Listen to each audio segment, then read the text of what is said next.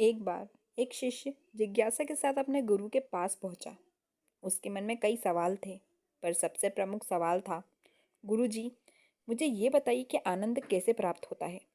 गुरु ने उसकी ओर देखा, मुस्कुराए और बोले, पहले जाओ उस घड़े में से पानी पी लो।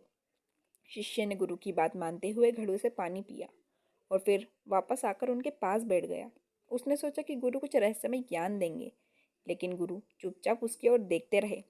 थोड़ी देर बाद शिष्य ने महसूस किया कि गुरु ने अब तक उसके सवाल का जवाब नहीं दिया। उसने फिर वही सवाल दोहराया। गुरु ने उसकी आंखों में झांकते हुए कहा, यदि तुम सच में आनंद को पाना चाहते हो तो तुम्हें मेरी बात पूरी तरह माननी होगी। जो मैं कहूँगा वही करना होगा। शिष्य ने हामी भरी। गुरुजी, मैं तैयार हूँ। गुरु ने कहा, तुम यहाँ बैठ जाओ, अपनी आंखें बंद करो और जब तक ना कहूँ तब तक यहाँ से उठना मत। शिष्य ने उसकी बात मान ली और आंखें बंद कर वहीं बैठ गया। उसने सोचा कि ये कोई साधारण साधना होगी, जिसके बाद उसे तुरंत आनंद की अनुभूति होगी। पहला दिन बीत गया। शिष्य ने ना कुछ खाया ना पिया। उसके मन में उम्मीद थी कि ये एक परीक्षा है और वह इसको पार कर लेगा। दूसरे दिन उसकी हालत खराब होने लगी। भूख और प्यास से उसका शरीर कमजोर हो गया, लेकिन उसने हार नहीं मानी।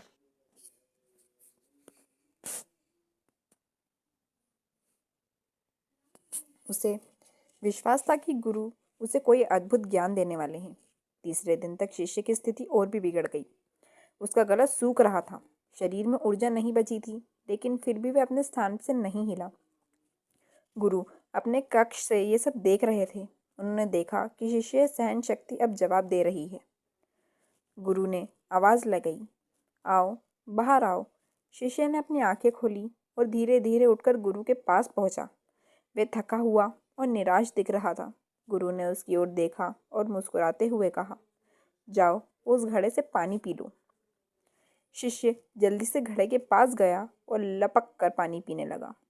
पानी पीते ही उसे अद्भुत तृप्ति पा का अनुभव हुआ। उसकी आत्मा मानो पुनः जीवित हो उठी। उसने गहरी सांस ली और गुरु की ओर देखने लगा।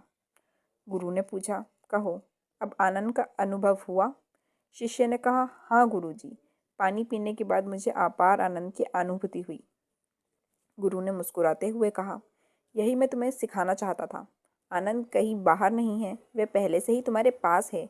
जल, प्राण, वायु, भोजन, इन सब में आनंद छुपा हुआ है, लेकिन हम ग्रहण करते वक्त आनंद नहीं लेते हैं।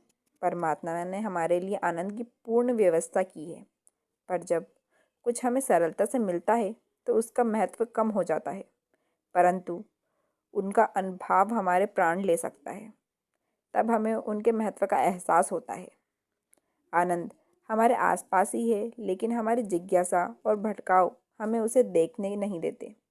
हम अक्सर उन चीज़ों को अनदेखी कर देते हैं जो हमें सहजता से मिलती है, और कुछ विशेष पाने की चाह से संघर्ष करते हैं। शिष्य को समझ आ गया कि सच्चा आनंद किसी बाहरी साधन या परिस्थिति से नहीं मिलता, बल्कि हमारे दृष्टिकोण और चेतना में है। जब हम साधारण चीज़ों को सराहना शुरू करते हैं, तब हमें सच्चे आनंद की अनुभूति होती है। गुरु ने शिष्य को यह सिखाया कि सच्चा आनंद किसी बाहरी चीज़ में नहीं, बल्कि हमारी अपनी दृष्टि और समझ में है। जीवन में जो चीज़ें सरलता से उपलब्ध हैं, जैसे जल, भोजन और प्राण वायु, उनमें ही आनंद छुपा